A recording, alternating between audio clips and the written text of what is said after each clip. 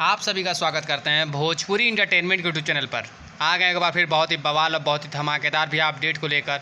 जो अपडेट है भोजपुरी की लेजेंड सिंगर भैया कल्पना पटवारी जी का बहुत ही शानदार और बहुत ही मनमोहक छठ सॉन्ग को भी रिलीज़ कर दिया गया है।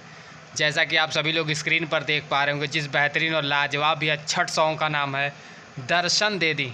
एक बहुत ही प्यारा, बहुत ही मनमोहक भैया छठ सॉन्ग होने वाला है।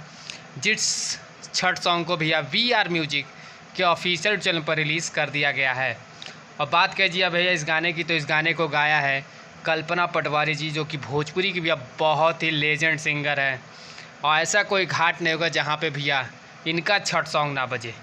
ये भोजपुरी की one of the most top legendary सिंगरों में से भैया एक हैं।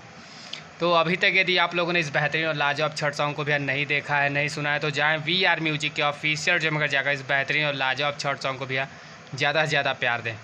और इस गाने में भी आप सभी को फीचरिंग करते नजर आ जाएंगी रानी एक्ट्रेस जी। तो भैया ऐसे ही भोजपुरी से जुड़ी ताज़ा खबरों को पाने के लिए भोजपुरी इंटरटेनमेंट चैनल को सब्सक्राइब करना बिल्कुल ना भूलें और बेल आइकन को ज़रूर दबाएँ, ताकि हमारे चैनल पर भैया जो भी वीडियो अपलोड हो उसका नोटिफिकेशन सबसे पहले आप तक पहुँचे। तो फिर मिलेंगे हम ऐसे बॉल और धमाकेदार अपडेट को लेकर। तब तक जय हिंद, जय भोजपुरी।